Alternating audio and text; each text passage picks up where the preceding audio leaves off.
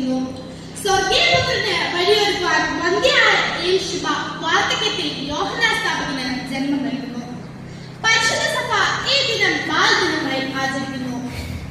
ഇന്ന് നാം വായിച്ചു കേട്ട വിശുദ്ധ ഏവങ്കേലിയോൻ ഭാഗം വിശുദ്ധ ലൂക്കോസിന്റെ സുവിശേഷം 1-ാം അധ്യായം 57 മുതൽ 80 വരെയുള്ള വാക്യങ്ങളാണ്. സ്വർഗീയ കൃപയുടെ അതിമഹത്തായ സാക്ഷ്യമായാണ് യോഹന്നാൻ സ്നാപകൻ ജനിക്കുന്നത്. വന്ധ്യയായ യേശുവ വാർദ്ധക്യത്തിൽ യോഹന്നാൻ സ്നാപകന് ജന്മം നൽകിയതിലൂടെ ഇഷ്ടക്കാരും അയൽക്കാരും ദൈവിക കരുണയെ തിരിച്ചറിഞ്ഞു. അവർ ദൈവത്തിന്റെ കരുണയെ സന്തോഷിക്കുന്നു.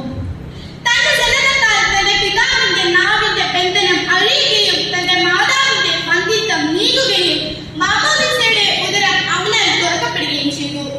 ഇങ്ങനെ അത്ഭുതം നിറഞ്ഞ പൈതലിനെ വിളിക്കുവാനായി തിരഞ്ഞെടുത്ത നാമം യോഹന്നാൻ എന്നാണ്.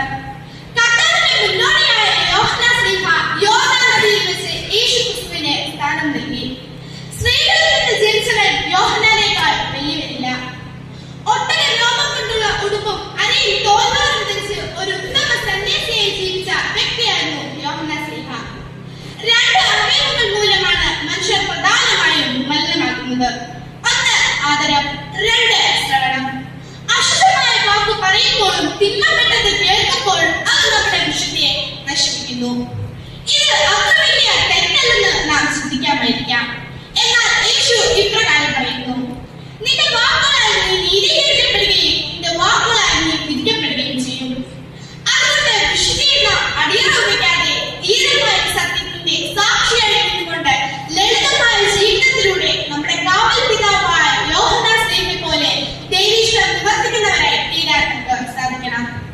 വിശുദ്ധ ലൂക്കോസിന്റെ സുവിശേഷം 2-ാം അധ്യായം 40-ാം വാക്യത്തിൽ ഇപ്രകാരം പറയുന്നു: പൈതൽ വളർന്നു, ജ്ഞാനം നിറഞ്ഞു, ആത്മാവിൽ ബലപ്പെട്ട് ദൈവകൃപ അവന്റെ മേൽ ഉണ്ടായിരുന്നു. അതിനുശേഷം നാം അനുഭവിക്കുന്ന ദൈവീക കരുണയ്ക്ക് മുൻപിൽ ഇന്നും നാം നന്ദിയുള്ളവരായിരിക്കണം എന്നുള്ള ഓർമ്മപ്പെടുത്തൽ കൂടിയാണിത്. ദൈവം കരുണ ചെയ്തു, ദൈവം ദയാലുവാണ് എന്നൊക്കെ അർത്ഥം വരുന്ന നാമത്തിലൂടെ കർത്താവിന്റെ മുന്നോടിയെന്ന് അവനിൽ ഏൽപ്പിക്കപ്പെട്ട് നിയോഗം ഉറപ്പിക്കപ്പെടുകയാണ്. ഈ ജനനം സക്രിയ പുരോഹിതന് വിമുക്തിയും വിമോചനവുമായിരുന്നു. നിലച്ചുപോയ നാവുകൾ കൊണ്ട് അദ്ദേഹം ആദ്യം ഉച്ചരിച്ചതിങ്ങനെ: ഇസ്രായേലിന്റെ ദൈവമായ കർത്താവ് അനുഗ്രഹിക്കപ്പെട്ടവനാകുന്നു.